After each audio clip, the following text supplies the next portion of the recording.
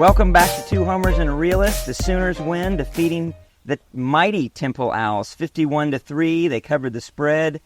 It was a beautiful day in Norman and definitely no complaints. I'm Steve. Jay. Connor. Lucas. And guys, I'm going to be honest, it's going to be tough to be too much of a homer here, but I'll tell you one thing I am a homer about. That's our new sponsor, Little Debbie Snack Cakes. We would like to thank our title sponsor, Little Debbie Snack Cakes. From oatmeal cream pies to zebra cakes, from cosmic brownies to honey buns, Little Deb has you covered. I'll never forget the taste of the Nutty Buddy wafer my mom handed me as we cheered for the 1985 National Championship. And after a loss, I take shelter in a big bag of mini donuts. Whether you're celebrating another victory or finding comfort in a loss, Little Debbie Snack Cakes are sure to be there, thanks to our sponsors at Little Debbie. We definitely thank Little Debbie. Yep, I tell you the truth, we needed some snack cakes tonight to both reward our defense and to comfort ourselves as we watched our offense struggle. What'd you guys think? It's brutal. Hey, go for it. Brutal.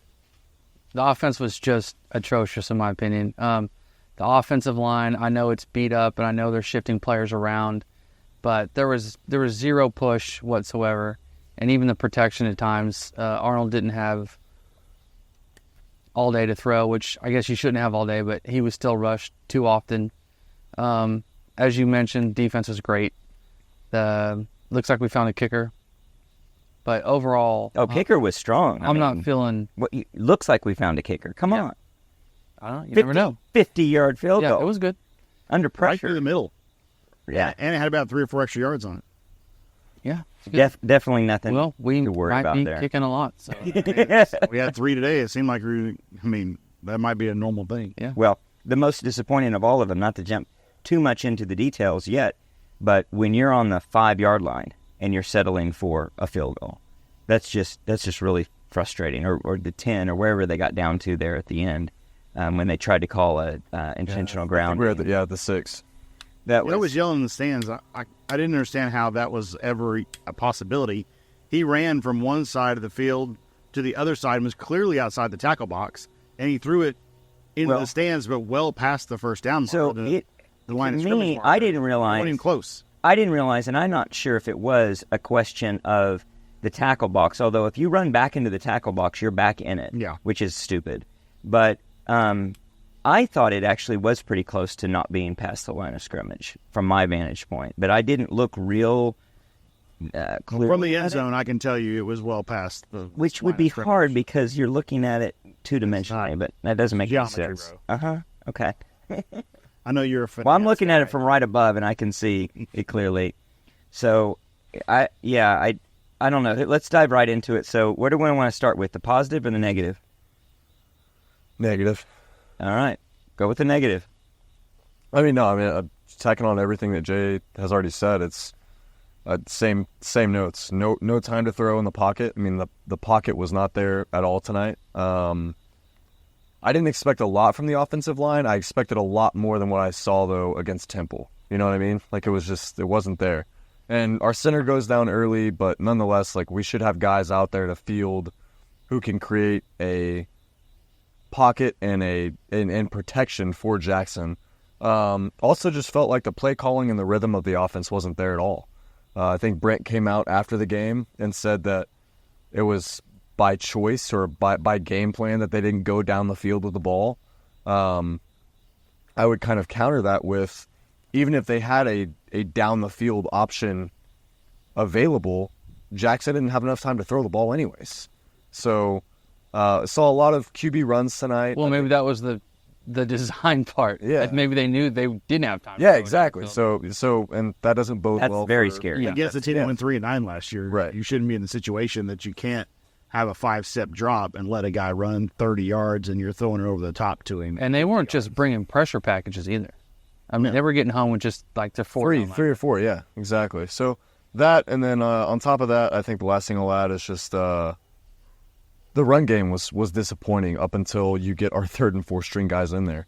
Gavin Sawchuk, unimpressive, in my opinion. I think we said it before the podcast. A lot of it just looked like didn't know where his hole was, didn't know where to go, dancing around in the backfield. Wasn't until we got Tatum in there and Franklin in there, where we really saw some explosive plays or some gains that were worth noting. So it's concerning. I mean, it is concerning, I think. So one of the things that I'm not trying to make this like a positive spin, but maybe just I might fold it into one in a minute.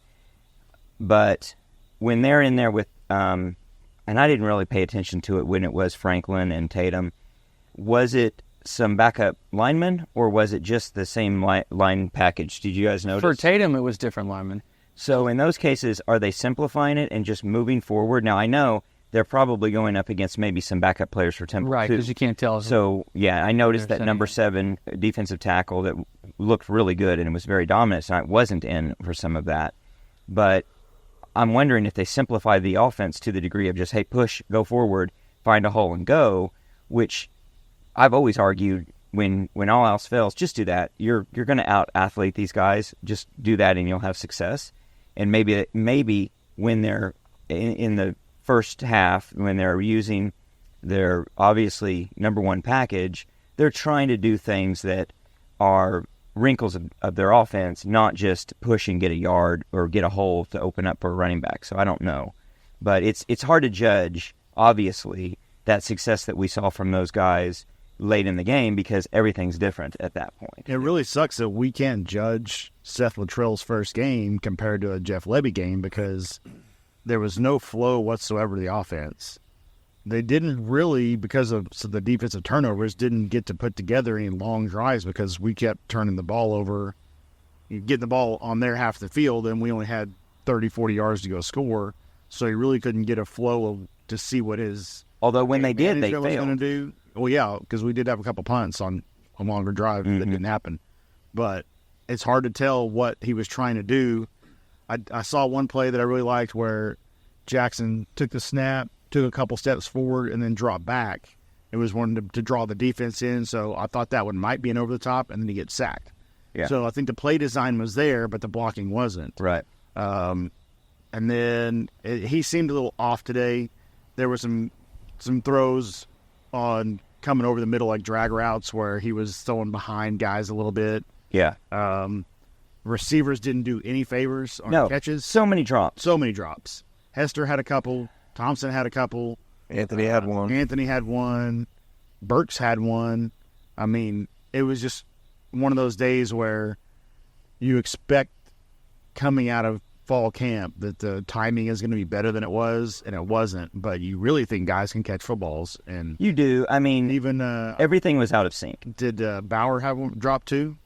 I don't remember. I feel like he had a drop. He might have. His biggest problem, he didn't know when to be out there on special teams. That was just crazy. Twice. How do you not know when you're part of the unit? Yeah. So the only thing concerning on special teams, and I want to come back to receiver, was Bauer not knowing if he's supposed to be out there, and then I guess it's the long snapper who was having the problem, not the holder, but twice we almost can't kick an extra point.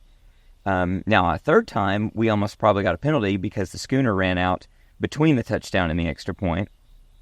That was bad. That's a 1984 Orange Bowl level get a penalty stuff. But I thought that the receiving core being out of sync, you could chalk that up to a couple different things. I mean, coming out of fall camp, I would expect everybody to be a little rusty and first game jitters and all that kind of stuff. Well, it almost makes you wonder if they had a hard time practicing offense, to be honest. Right. Against a great defense. Yeah. So they might have had a really hard time balancing that where Yeah, to get a rhythm. You just run your ones versus twos, though. And, yeah, our twos are better than Temple's ones, but you got to run should your ones. still be You able- can't not play your ones. I mean, you can for a third of the practice. Well, I don't know. I would imagine they probably did have a hard time getting a rhythm. And I was going to say, with them being, out of sync, part of out of sync is if your quarterback doesn't have time to find you, everything's going to look bad. It just is. It's one thing after another that just sort of unravels when you can't control the trench and you're getting penetration and your quarterback's under duress. And he's a young quarterback, so when he's under duress, it is easy for him to get a little bit frazzled. His little bit frazzled could be thrown behind a guy. Where We had some some guys designed don't. rollouts for him that still it felt like he had the protection long enough to roll it out, but our receivers weren't open early enough and kind of had to hang on to the ball. I think he took some shots today that he shouldn't have had to. Yeah. Even on the design rollout ones. I agree. He's got to watch that. I really hated the one where we got a false start and he didn't throw the ball down. Yep. And he took a pretty good shot getting slung down when the whistles were blowing. Well, I thought that should have been a penalty. Moving. It should have been, but it's still one of those cases where, especially when you watch the NFL, those guys, as soon as that whistle blows, they just throw it straight in the ground. And he had time enough to do that. You're right. He didn't. So that's something that needs to be coached. That's a great point. Hey, when that whistle's blowing for a false start, you just spike it right at the ground. Right. And that guy should see it and stop coming at you. Well, at the very least, I don't think it was dirty. I just think the guy didn't hear the whistle, honestly. And that's why he did. Yeah, no, I think he didn't. Because he didn't try to kill it. But he threw him down, and he had to know. I don't know. It's technically it's a penalty. Yeah, hear it or not, it's hear the whistle or not. It's well, hear it or not. We got away with some whistles too. We got a couple of late call, personal fouls, late hits later in the game. We got away with a shoe throw. Yeah, the shoe throw was awful. We got away with Bowman, I think, got in trouble with the ref on the first spike in the ball. Bowman spiked the ball. Yeah, the quarterback overthrew a guy on a route, and it landed at his feet, and he picked it up, and he spiked it because he was hoping he could get an interception. I don't know. I think he was. I don't know if he was mad as much as he was excited. I think he was celebrating. He was amped up, but it was also like he thought, if I'd have saw that a little bit quicker, I could have dove on it. Yeah, I don't know if he was. I don't know if his dad or frustration. Like, I should have. I didn't think it was. I didn't think it was. No, I didn't think it was frustration. I think he was elated. Yeah. Because he was coming off to the sidelines. It seemed like overjoyed at their success, and the ref had to track him down and say, "Don't." Which was very fortunate. Because that's a 15-yard penalty. Exactly. Yeah. And that later in the year will be in a critical game. Critical situation. They get you on the 5-yard delay of game. Right. They can call that too if they want to. And any of it could be very critical. Yeah, the shoe throw. You got to have more composure. Yeah, I missed that. Who did that? R. Mason. No. I texted you guys who it was. Yeah. It was it was 15 yards that he threw that running back shoe. Well, then we had a late hit out of bounds, which what I hate about the way they started calling that Kip Lewis is they're calling that after the play. So the play's happening, the guy takes one step out of bounds and then gets the extra shove. It's right. a 15-yard penalty, but they say after the play, 15-yard penalty. Right. So they got essentially doesn't really change a whole lot, but they get 2 first downs in that play because the guy gained 15 or 18 yards or whatever, and then that counts the first down, and then they give him a first down for the 15 extra yards as opposed to calling it during the play and it being a 30-yard gain or whatever in a single first down.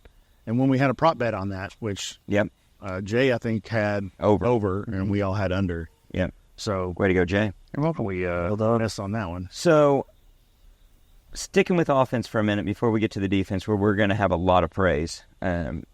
So they had their moments, but even their moments were inconsistent. And they were inconsistent in terms of stringing moments together. They didn't have, until the very end, even in the very end, but until the very end when it's, just slop football, it doesn't matter, they just weren't putting play after play after play together. The closest they came was sort of on that first drive, and they almost stalled out even then. 1 for 12. 1 for 12 in third down. And the one conversion came. And one was the touchdown. And then they did get 3 for 3 on fourth downs. But Temple. And did well. They did really well in execution of those. But yeah, you shouldn't be resorting to fourth downs unless it's. You shouldn't have. If you're resorting to fourth downs, it's because it just happens and you have a million possessions, and that wasn't the case. We were just getting stopped on third down, which was very frustrating.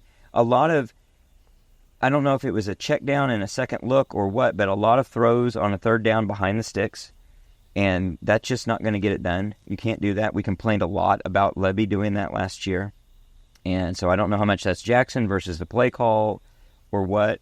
So let me challenge just a little bit on the offense, and some of this will be a stretch or playing devil's advocate, but one way you could look at it is to say we got bailed out by turnovers, but you could also say we actually is that necessarily true, or could it be the case that turnovers actually were to the detriment of the offense having chances to perform? Yeah.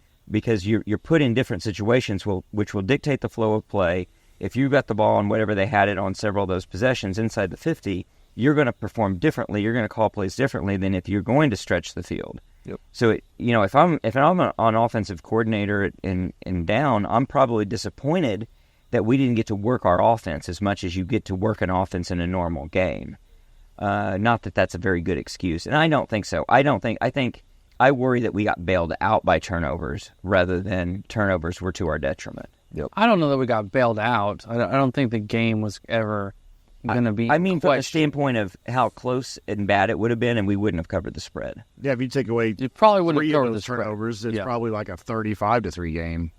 Or well, there's a bunch of field goals in there, so probably Yeah. 33 or whatever. Yeah. The only positive spin I can put on the offense is we really got 17-0 fairly easily.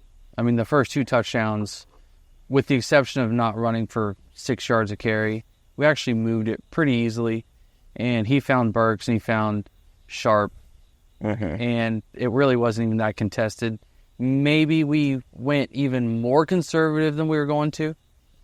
Like, we already had a plan of being Right. conservative, and then at that point we were like, okay, we're going to be fine. That would be part of my We devil's really, advocate, really shut it down. is we were extremely vanilla and got even more vanilla holding back. And That could also just be very, hopeful. well, it could be two things, too. It could be that you're in a situation where you're going to hold back, but also when you don't have a lot of success, they may have decided, well, we're going to have to work on this.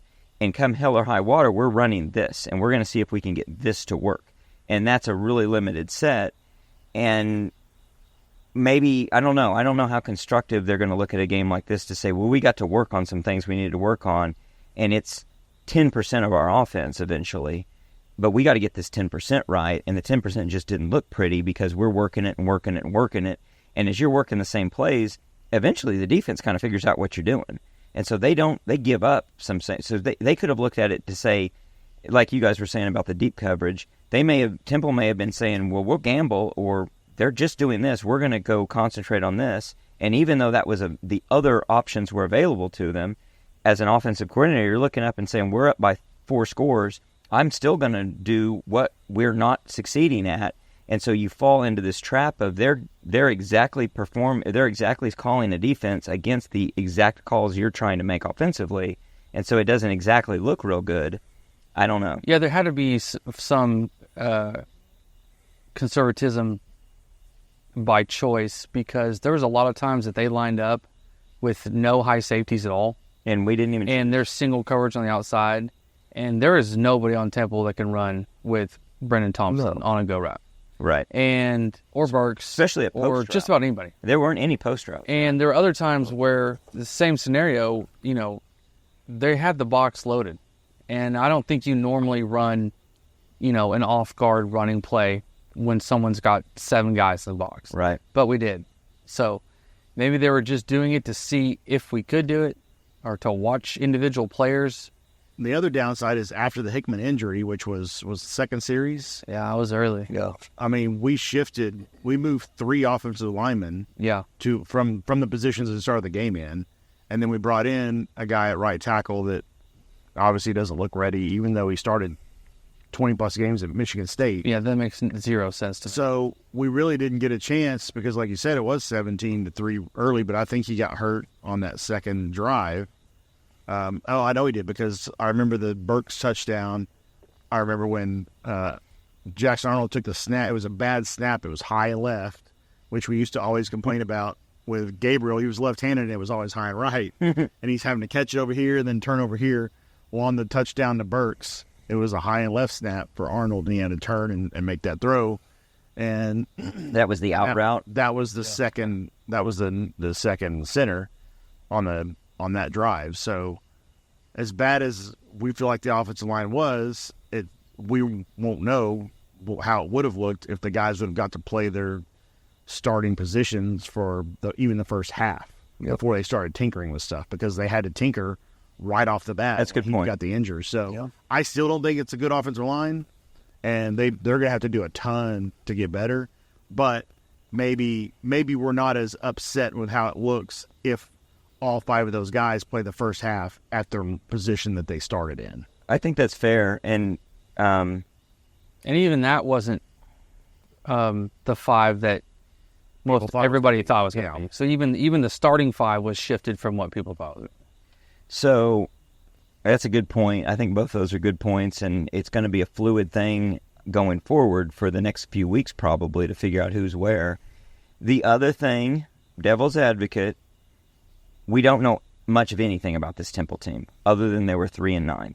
And we know they lost a lot of players, brought in a lot of players. They might have only talent they have is on defense. I mean, their defense might be a lot better than their offense. Their offense could be their really weak link. So maybe from the same standpoint that we are really down on our offense, maybe we ought to check ourselves and not be so high on our defense, because maybe they were going up against the real weak unit, the weak component of Temple. So it goes both ways. I noticed, for one, the defensive tackle number 7 was very large and very mobile and had a lot of success against us tonight. So they could have enough talent there that they can give you fits, and that's what they did. I'm not saying that we face the toughest D-line and defense that we're going to face all year or anything like that. It just could be a little bit of the truth is in the middle on both sides. I don't know.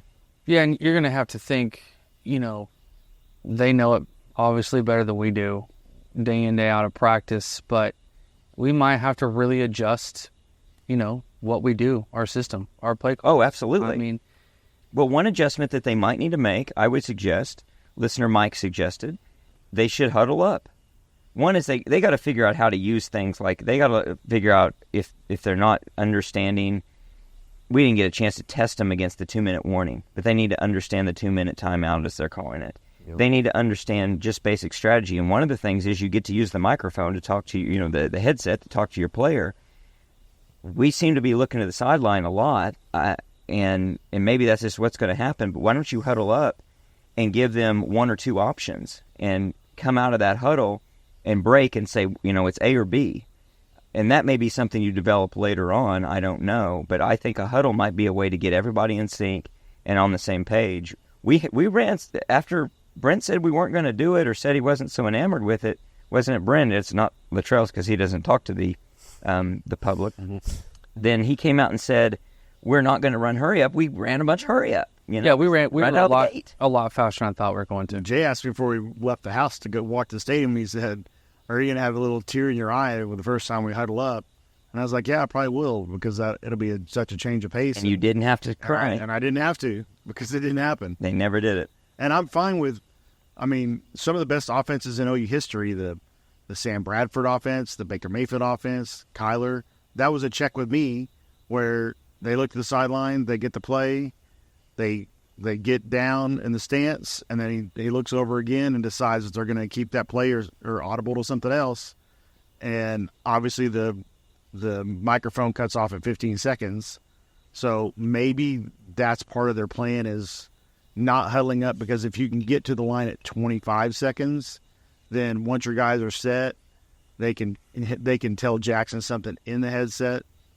Because I think the NFL, once they break the huddle, that's when it shuts off. Shuts off. But yeah. If I remember right, in college rule, they said it's just going to be the 15-second mark, not. Yes, and there's a gamesmanship there to figure out when you want to talk versus when you don't want the opponent to talk. And so, if you can signal what you want to signal, and you think they're going to have a lot to say to their linebacker, assuming whoever on defense has got it, then that may be you want to get to that point in that last 15 seconds where nobody's got the microphone on, and you can signal what you want to signal, and they've got to look back and forth. Well, and the wide receivers still have to look. Well, yeah, they're always going to have to look. Running backs, he's moving them from the left. But they could look at Jackson if they knew it. But I also noticed there was 2 times in the game I noticed Jackson do this to hear the headset better, which they probably haven't been able to simulate game atmosphere.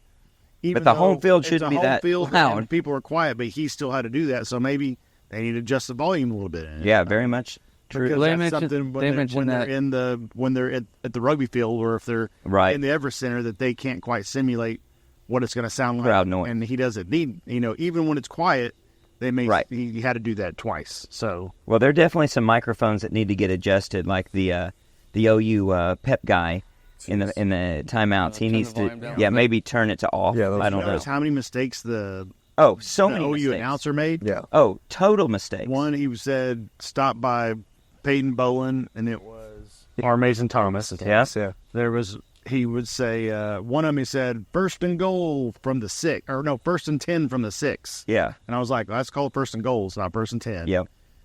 He talked through several of our plays. Yeah, The band played a couple times. There was a lot of. and I pointed it out. She goes, "Is that a normal guy?" And I said, "Yeah." I said, "He's just made like 6 mistakes." I said, "Well, it is his first game of the season too." Yeah, it was a lot of But first games I of the was season. surprised. It was well more than the norm. It really was.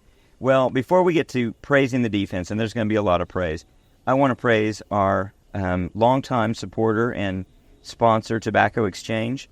Absolutely the best place to shop for cigars in the metro area. 3 great locations, Moore, Edmond, and Oklahoma City. And tonight we've got some Olivier's that we're smoking. Oliva. Oliva? Yep. Oh, it's Olivier. Okay. Nope. Oliva. Nope, it's not Olivier Giroux. Damn Arsenal player. All right. No, it's Oliva cigars. Tell us And more about Oliva. At the Moore location only this month, if you buy a box of Oliva, you get a leather cigar case and an 8-count cigar sampler. So I can't complain about Oliva. It's a good stuff. Yeah, we broke into the pack of 8, and they had the little they had a bunch of giveaways there at Yeah. the shop. It was really nice. It was a nice little setup. So stop by the Moore store, take advantage of that, and then shop the thorough, deep humidor room. That's just great. They got so much going on in there. And I've been smoking cigars for about 20 years now, 21 maybe, and I used to just go to the 63rd May location because that's all there was, and then they've expanded since. And price wise, I mean, you just can't beat them. No, you really can't. You know what you also can't beat, at least tonight, is OU's defense. That defense just came ready to play. That was it from the get-go. They were locked in. They were wreaking havoc. It wasn't. I didn't see any gaping problems or holes. There wasn't a guy running free that the quarterback just didn't see. There just weren't options. It was great. Lots of penetration. The D-line was very strong, as expected and as advertised. Everybody got something on the defensive line. Everybody just got action and plays. 6 turnovers, and I'm going to argue every one of those was a created turnover. It was action on the ball. One of the things that I pointed out at the time, and then later when we were talking about it, you guys agreed then too, was that first interception was one that we have seen them drop time after time. In every Grinch speed defense, they would drop that because they were never expecting a ball to land near them, much less in their hands. And he did not have time to do much with that.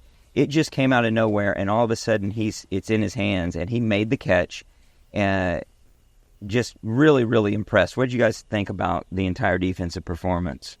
I think just top to bottom it was great. I mean, it's that we talk about the preparedness and the dominance. It's not like we just saw that from a first or second team, right? Mm-hmm. We saw it across the board. And yeah, I know the latter half of the group, the third, fourth, maybe even some fifth string guys that got in there gave up some plays down the stretch. But overall, like that's what we showed on the field tonight was exactly what we wanted to see. I think it's exactly what I wanted to see. It was pure dominance.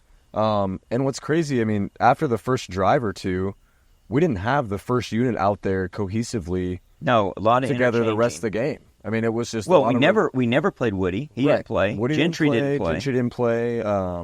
We were rotating Billy and Danny out a ton.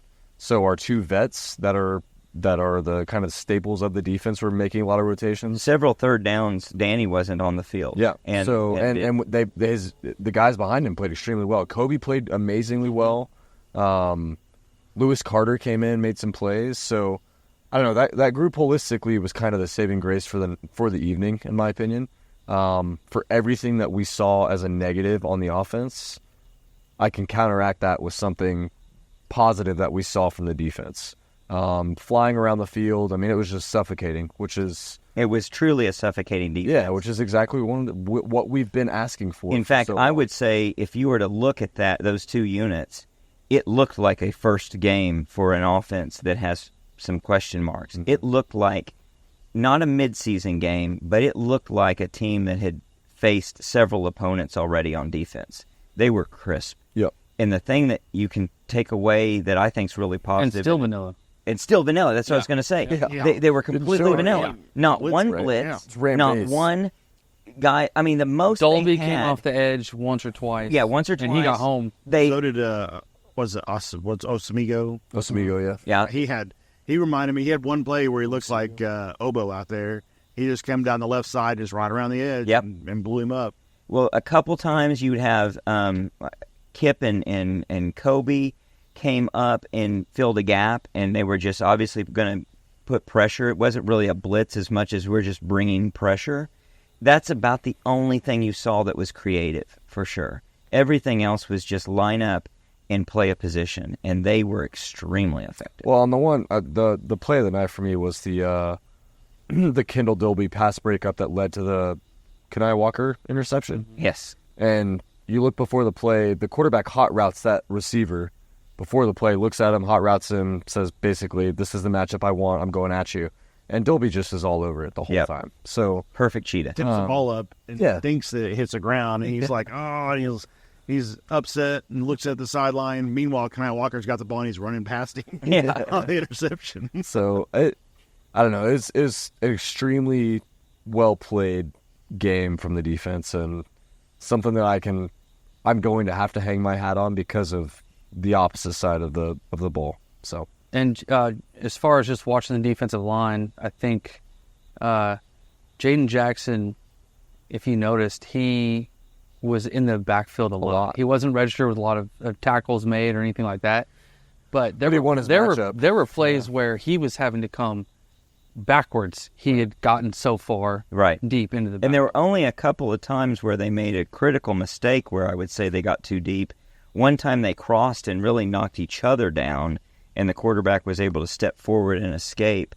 But most of the time the pressure was just the way you'd like to see it. If anything, they unexpectedly were farther downfield than they thought they were going to be. Yeah, he even made a play where it wasn't quite a screen, but it was just a little dump pass. a But great he play. came back and made the tackle. Great I mean, play. he penetrated, he read it, he said, oh, I got to get back, Yep. and then ran the guy down still.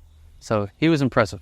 Yeah, they didn't bite. They didn't. You didn't see that problem that we've seen in years past, where you're getting good penetration, but that's because there's a guy 10 yards deep, 5 yards deep, who's wide open and is going to run for another 15. It was never like that. A lot of gang tackling. Very few yak yards. Yeah. At all Oh, tonight. yeah. It Very, was- very few. Great, solid tackling. It's so funny when you do it so well. Yeah. It's just now registering me in this moment that we didn't have any of the missed tackles, any of the whiffs, any of the stuff that you criticize. Like, it's just good form tackling and bringing a guy to the ground. Yep. I hope we don't have to just qualify this with it was Temple, but man, just watching the push up front from the two middle guys, no matter who it was. Halton was in there, Jaden Jackson, Davis Stone got in there. Oh, man, Grayson Halden was... I mean, we didn't really talk about Dominic Williams. Right. And and he was very made a solid. play Played really very well. first drive. Yeah. He got in the backfield, and I think it was a tackle for loss. I don't think it was a sack. But did we see much of him? Well, the first couple of drives, they did exactly what Jackson and Williams are going to do, and it just muddied the whole middle. Yeah. And so they tried running the football, and there was just nowhere to go. Yeah. So, And like I they said, and they it's did Temple, look. but man, oh, we but get- they didn't look horrible too. That quarterback for Temple, he made some good. I don't know if they were true option reads, zone reads, and different things, or run pass option, or what am I thinking of? RPOs. RPOs, and You said run pass option. yeah. So he was effective in doing that. He was also, it wasn't clear who had the ball. It wasn't like one of these guys where it's so clear from our vantage point. Right. It was where he's doing a good job.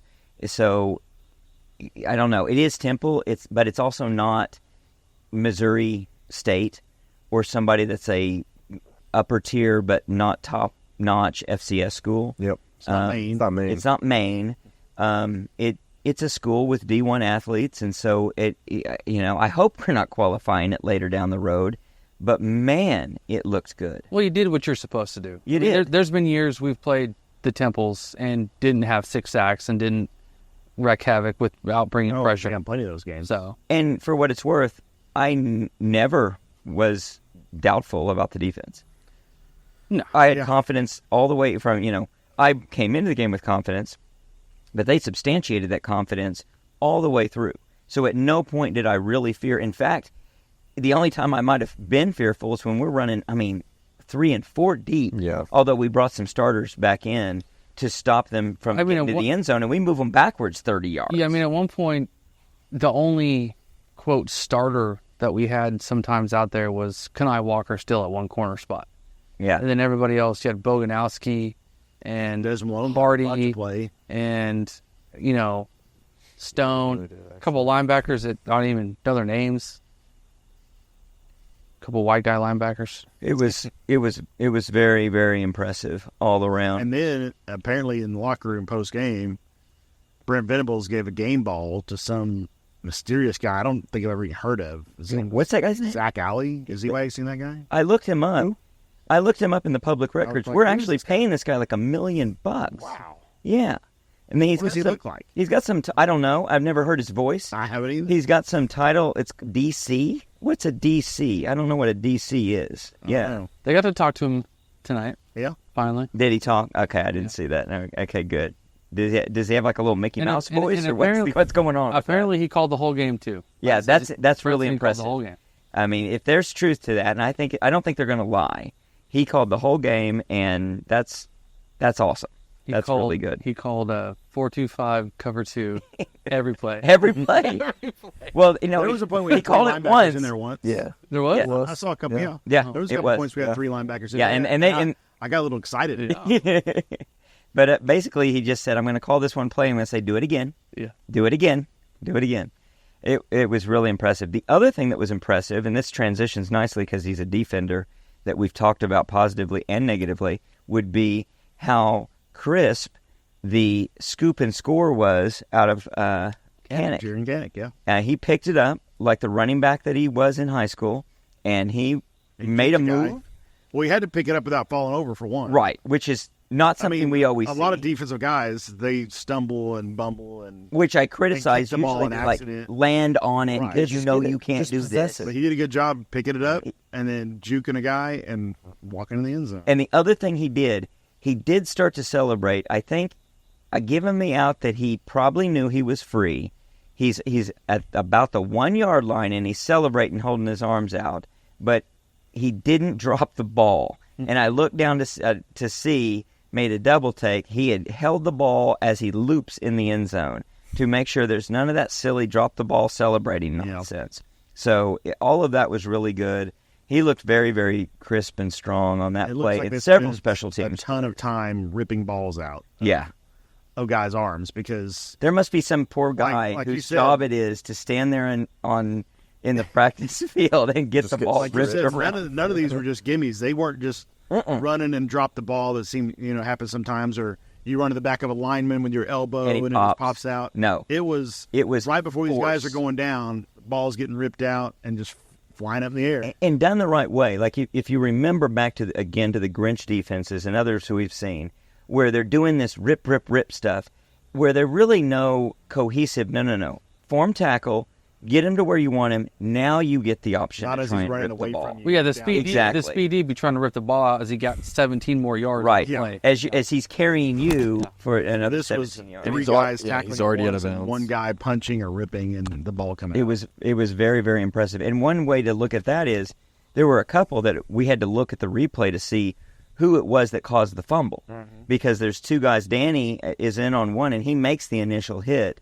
But it's was it Kip Lewis or who? Kobe, I Kobe, think. Yeah. who actually makes the fumble. Yep. It creates the fumble. But I mean, that's middle school football. It's perfect. First guy Starts to make the tackle, and the second other guy comes in for the ball. Yeah. Yep. And it's what you want. It's what you draw up on paper. But it's one thing to draw it up on paper or read it in a book. It's another to actually execute it and get it done. And they got it done. Yep. So that's all very impressive. I don't know. Let's look forward a little bit. We've got probably games that are more challenging than we wanted them to be, and now they're going to be more challenging. We're going to realize they're going to be more challenging than when we expected. Feel with more Houston challenging. and Tulane.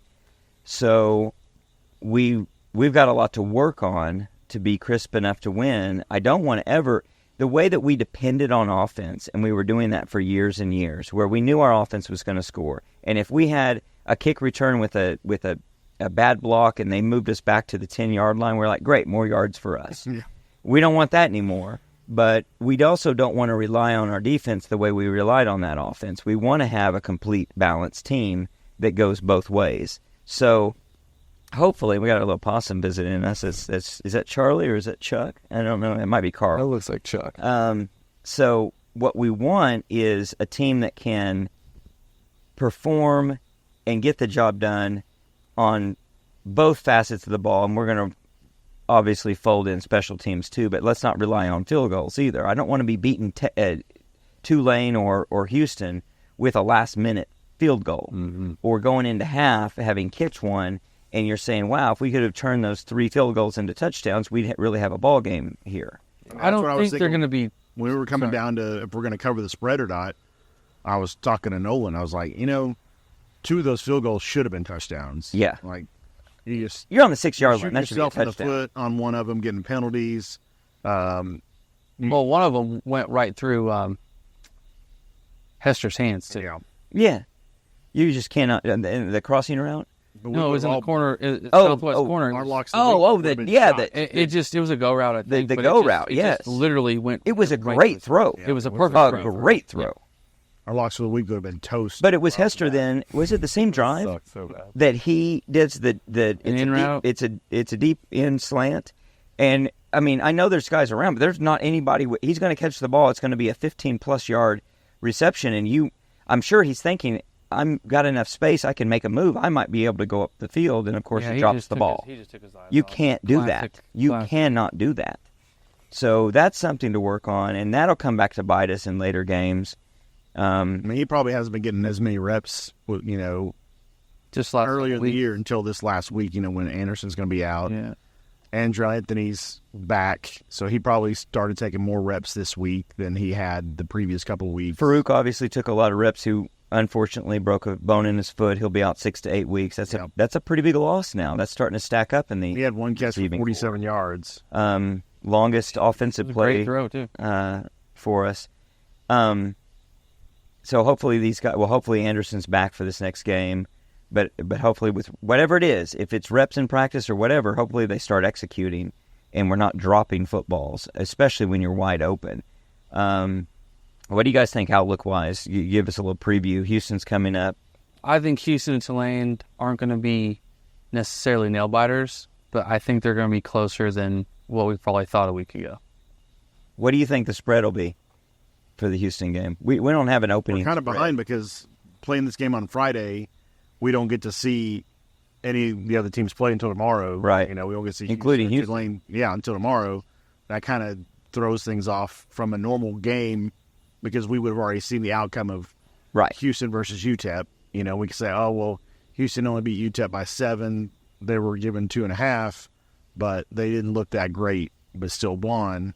Or if they end up losing, or now we're just kind of guessing, I wonder how it's going to Yeah. go. I don't know, 13. 13? Yeah. So what would you have said before what you saw tonight?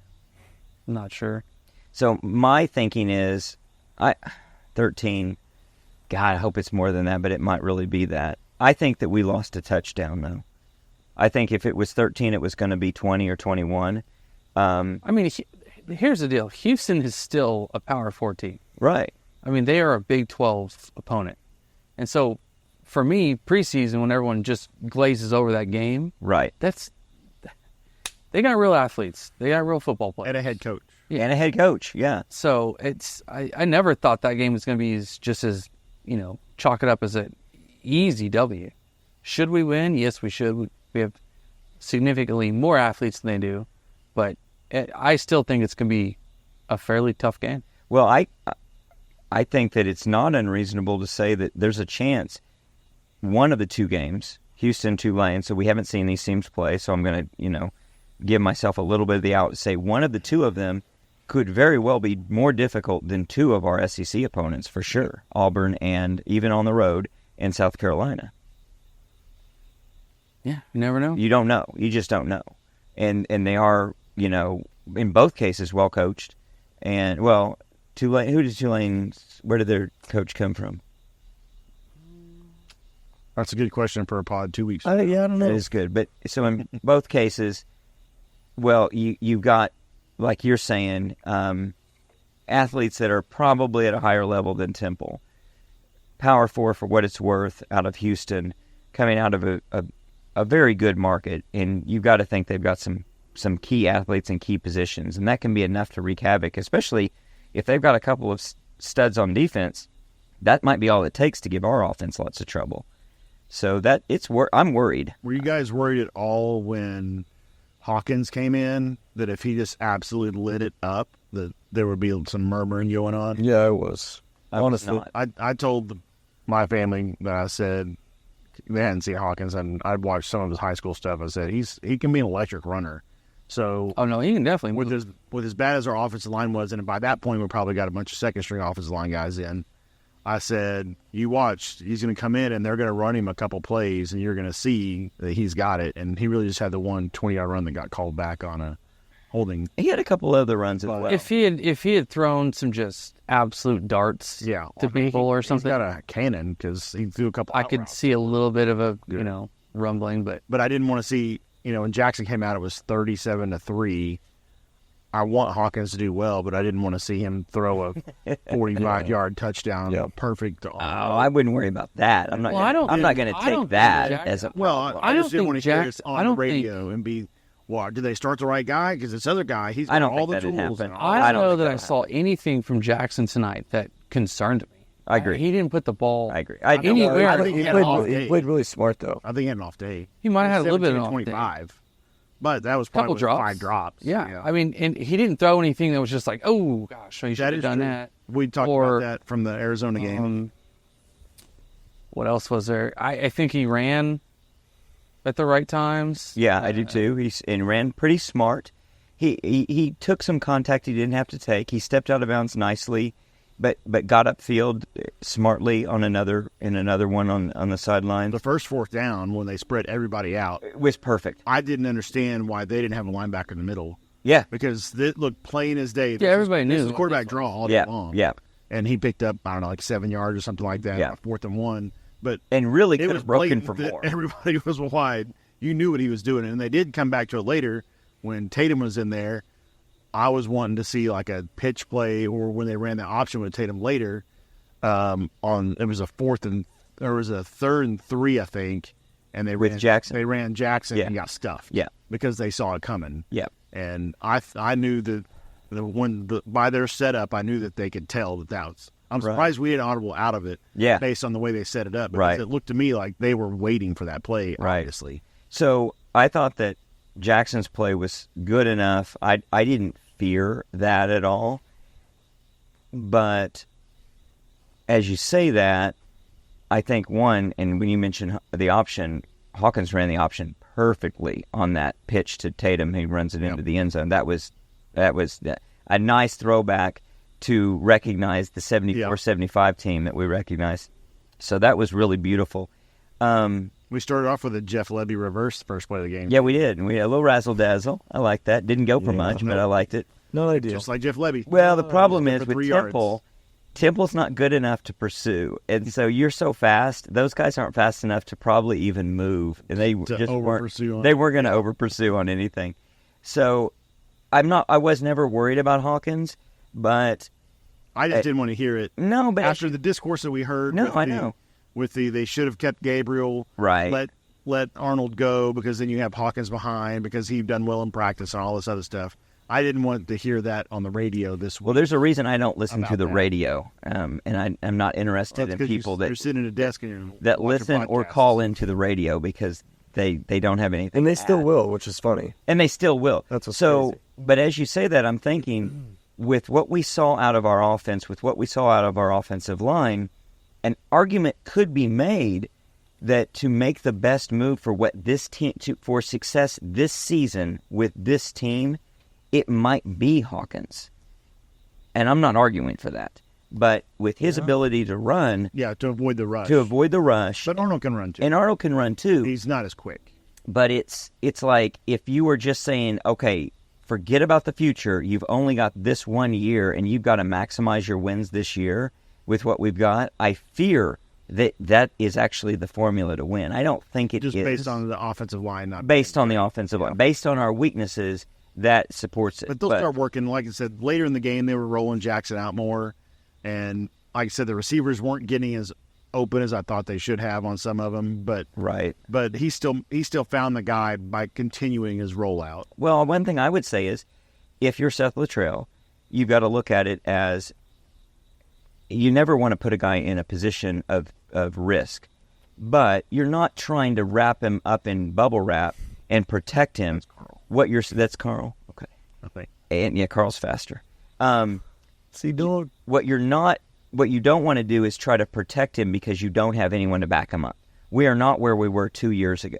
So right now, if you go ahead and run your offense with Jackson Arnold, and if something awful happens and he gets hurt, you've got a solid backup who can come in and get the job done to help your season. By game 8, game 9, let's really hope it would be a pretty big loss to lose Jackson Arnold. You're not trotting Davis Bevel out there to but you're not spread out wide. Casey Thompson, your third string. And he started a full season at Texas. He started a full season at Nebraska. He should be effective. Yes. I still think if it comes down to the Tennessee game or Texas or somebody and Arnold goes down, I think Casey Thompson's quarterback. I do not want to see this come to fruition. Defense. No, I just think I don't think that'll happen. I'd take the other side. No way. I think it'll be Hawkins. He's played in way more big games, and he's got way more composure than Hawkins will have. Hawkins is still a true freshman quarterback. Well, it's morbid. Good, I didn't realize he was that big. He's a big dude. Mm-hmm. That's what. I mean, relative. Yeah, I do. I mean, I don't think Arnold's that big, and he's not as big as Arnold. You think so? No, I think he's more slender than that and shorter. I think that he's bigger than Kyler. Yeah, but that's not saying much. Yeah, right. But Kyler was deceptively big and deceptively strong, thicker than he looked. Yeah, he was not deceptively tall. Right. So I would take the morbid bet, and I would take it if it comes to Tennessee and everything plays out, and then in Tennessee game he goes down, and you've got to put a backup in. I would bet it's Hawkins. Do you have a lead? Like, do I know something? No, do you have a lead in the game? Trying to protect the lead. Oh. You have a lead in the game. Casey Thompson's your quarterback. No, I don't think so. I guess Hawkins. We'll have to find out. I guess Hawkins all the way. Yeah, we're not going to have to find out, but I just think there's no chance. Hopefully we're up by 28 going into So I don't understand that. Quarter. Are you just trying to develop Hawkins, you're saying, at this point? And he's your number 2 is because you're going to give him reps for development? Okay, he looked fast running tonight against Temple. It's great. We can't go off of that. He's a true freshman quarterback. But by that game, he will have had potentially a lot more reps, both in he's practice. Not have any reps. And he hardly get on the field against Houston. And he'll have a little time on the field. I'm saying reps in practice. Hey, Thompson's got to be your third string in practice, right? Maybe, but he doesn't. It's like a seventh year of football. I don't know. I'll take that bet. I hope it doesn't come to that in any way, shape, or form. But I think it'd be Hawkins. If you're nursing the lead in the fourth quarter against Tennessee and your quarterback goes down, Casey Thompson's coming in the game. I'm saying what they're going to do. 110%. But Hawkins gives you so much more chance of making a freshman mistake. I mean, he gives you so much more diversity of what you can do with him. Because he can move. Because Thompson can't move anymore after all of his injuries. I mean, if it comes down and you need to run an option to seal a game, Hawkins is your guy. Who do you think between us? I see both sides. I understand Jay's point, just based on experience. No, I totally understand his point. If it's 28-21 with 5 minutes left in the game, Arnold gets hurt, and you need somebody to come get a couple first downs and try to ice this thing, I can see going with Hawkins just because he gives you the ability to run away from the defense to like hit a corner just to get 6 yards. Whereas Thompson, other than handing the ball off, is he going to get you the throw he need a 10-yard throw for a first down? Yeah, I think he'll make that better than Hawkins would. I think he would make. He doesn't have the arms that Hawkins says. I think he would make smarter choices.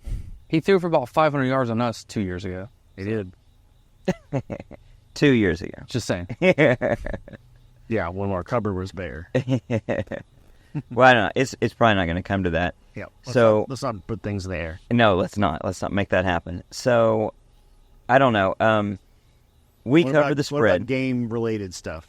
Did we go over any of the Toby Keith thing? Oh, yeah. Let's give The some- surrounding let's give atmosphere. some thoughts on Fan atmosphere. not just the play. Yeah, what did y'all think about a Friday crowd? I thought it was about what I thought it would be. Yeah. It showed up well, though. It was solid. It was solid but weak. There were a lot of that sellout crowd had a lot of ghost seats, ghost runners on the section 300 or whatever that is on the It east filled side. in late. The upper deck of the east side never filled in. I thought the students showed out pretty well. The students And showed out the great. real seats, I thought they did pretty Students showed up great. I would say that I continue to just be very disappointed by a lot of things as a fan that you experience. I go up to the top and I'm walking through a puddle of water. I mean, a big puddle of water. The concession stand, they ran out of everything in the early third quarter. It was the same show that we always see as far as all that goes. I thought that security was not SEC ready. It was still the same joke getting in. Yeah, if anybody doesn't have a ticket, you can just go to the metal just walk in. detectors and then just walk in. Just walk in. There's no reason to use your ticket. It's silly. But part of where I understand where they're coming from, because maybe pragmatically they realize how difficult it is to transact a ticket. Because Ava's trying to get in to somewhere else, and she had forgotten that she didn't have a ticket, that I had all the tickets on my phone. So I'm trying to get on to transfer the ticket. It's just impossible. I mean, it's as if there isn't an internet that exists. So that was not going to happen. I had better 5G coverage for this game than I've ever had. Well, I never was. Well, the 5G was all fine. It was the OU ticket Sooner Sports that was Gotcha. not. It was out to lunch and could not transact. Could not get that done. So it was still a colossally long line to get in. I don't know. Lots of things that are just like they're not up to where we want them to be. The "Let's Go OU" chant can die. I hate that. It's so bad. It's so dumb. it's so Boomer gimmicky. Sooner. Yeah, What did they do that once just at the start of the game. at the start of the game? That's it. And We they- don't need that, and we don't need it at that point. Yeah, I mean, They're forcing it. if you're going to try to pump the crowd up, having the guy try to explain this corner do let's, this corner do go. Yeah. and it's horrible. It's so bad. Yeah, Boomer Sooner. Have the cheerleaders hold the signs up. Boomer. The whole east side says Boomer. Sooner. The whole west side does Sooner. It doesn't get any better than that. It works. It doesn't. Everybody get knows any the better words. than that. You don't Yes, have to exactly. explain it. It's We- Boomer and Sooner. we don't It's have to not, have a "Let's script." Go. Oh, it's ridiculous. It is totally ridiculous. They tried to force it on us last year. We didn't like it from day one, and we thought maybe they realize it's dumb as a box of rocks. Let's not do this again. And here it is, first game. Let's try it again. Let's roll it out. Makes no sense. That makes no sense. I mean, if we're going to just get in a rant session, the volume continues to not make any sense. The constant noise makes no sense. I don't need every timeout to be filled with someone screaming at me with a microphone. I know they want to recognize sponsors, and that's fine. I know they're going to try and get different little segments in. You get all the fans who love to look at the Heisman, pick which one has the magic number on it, and find the solo cup and all that, and that's fine. And that wasn't that loud, but everything else is just constant noise, which it's annoying. It's exceptionally annoying. You can't converse with the people around you. You can't focus. Like, we don't need to be told to be enthusiastic. We know what to be enthusiastic for. Don't tell me I'm supposed to yell and be loud. I know when I'm supposed to be yelling. And when we're up by a significantly comfortable lead, almost covering the spread, we're in the third quarter, it's naturally going to die down. You can keep it going, but it doesn't. At one point, I think it was in the fourth quarter, and he wanted us to be really loud. And I'm looking around the stands, I'm like, this is... There's 20,000 people left. Yeah, and there's maybe 40. I mean, it was a good Oklahoma Wait till the stance. final whistle. It was like Who cares what the score is? It was a good Oklahoma State crowd, but it was not. It is frustrating that people leave, but I don't know. It's late. The game's in hand. I'm not going to blame people for leaving. I don't understand it exactly. Yeah, there's no myself. time for hype. We don't need the hype. We don't need it. We're gonna get hype. I guarantee you, we're gonna be as hyped can be when we're playing Tennessee and Alabama, and it's a tight game and all of that. But don't tell me to be hyped in a 37-3 game against Temple. I don't need it. No. And the players shouldn't need it either. No, exactly. I mean, it's just, that's full circle. I don't know. Do you think so they win between the third and fourth quarter to the Toby Keith thing, they turn the lights out. Do you think that affects the coaches on both sides of the field trying to talk to their players about what's going to happen? Because it gets fairly dark in there when the lights were off. Very dark. I was kind of surprised that they go to that extent. Immediately, too. Like, there's no build. Third quarter goes off, and boom, lights out. Yeah. And the players are running to the sideline. I'm just waiting for somebody to start tripping. Yeah. Because they can't see where they're going. Well, did you see when Selman came out that he did trip the camera over the camera? Yeah. He got one more sack in. Because of the smoke? Yeah, because of the smoke. He was laughing about it. Yeah. No, I did like the new thing that they've started this year with bringing the away team out first. I did too. I always thought it was weird that you get OU takes the field, everybody goes crazy, and the other team comes out and people boo. I've always thought that your team should come out second. That's better. Because you're getting the hype from that. Because they've already done the coin toss. Right. At that point. No, I guess. No, they haven't done the coin toss yet. But they rushed that. Boy, that came out fast. Yeah, they did. Did we win? I know we got the ball in the second I'm half. assuming we won. Defer? I didn't even see it. It was so fast. I didn't even see it. Yeah, I don't know. So they didn't need to do something on a microphone by the ref. Like, you watch the Super Bowl and it's like, oh, this yeah. Whatever, and they flip the coin.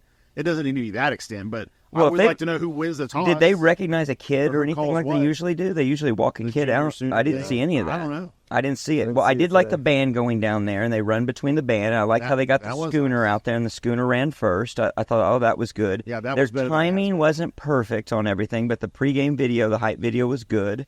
Their movement into everything sequentially was good. They got the scene setter going right at the right time. They started the band a second early because they were still in the middle of the scene setter ending. But the band, it flowed. It flowed pretty well. It wasn't crisp and perfect, but it flowed really well. First game of the year. For first game, yeah. For first game, that went well. Not a lot of complaints. The Toby Keith song selection, courtesy of Red, White, and Blue, it's fine, but it went way too long. I'm sorry. I know I'm in the minority. People love that. They went crazy. I don't like the song. I don't like the image. I mean, that gets into politics and all kinds of crap. Yeah. I think it's a trash song. I think it's a trash. I don't like it. I don't like anything about it. They're recognizing Toby Keith, and that's great. I thought it was nice to bring his family out. It felt rushed. It felt very rushed, and it was 4 full minutes, but it felt rushed. And then one thing that was weird is they stopped everything to introduce the family, and then they start it back up, and that was kind of awkward. And they want us to all sing along, and people do. And I mean, this would be my old man rant or whatever it's going to be. They got real enthused and sang along to the song, and they were rah, rah, rah with that song much more than they were for almost anything else going on in the third and fourth quarter, it seemed like. But, I mean, I don't know. That tells me, though, it will be a different song every home game. Yeah, sure. They're not gonna just use that song. Surely not. Yes, hopefully not. So, I don't know. I'll put it this way. All of that was as weird to me and not what I want image-wise as the flyover was. I'm sorry. This is not 1920. I'm not that impressed by a flying machine in the air. These prop planes that fly over, that's just not impressive to me. It's just not. It's not going to get me riled up. We've got an Air Force base right down the street. If you want to fly some planes, let's get some planes. Let's fly some fighter planes. Let's get a B-1. Let's get some engines with some power. That's what we want to project. You've got Altus Air Force Base. Let's run some planes, baby. Why are we not having? I mean, those guys have to have flight time, right? So why is there not some S-16s flying? Anything. Over? Send them over. Something with some speed and some power. Something that looks like I couldn't fly it. Yeah. I don't know. Something like that really gets it going. Watching this slow propeller-driven plane go by, it's like, well, I see that every day. That's nothing. Just wait for the hot air balloons. I mean, yeah, that's what's next. Well, and then they get their own show in the third quarter. Right. All those people who flew over those props. Right. We got to salute them like they just won the war or something. I thought maybe after the SEC celebration where they did the drone stuff. Right. Why was that a one-time thing?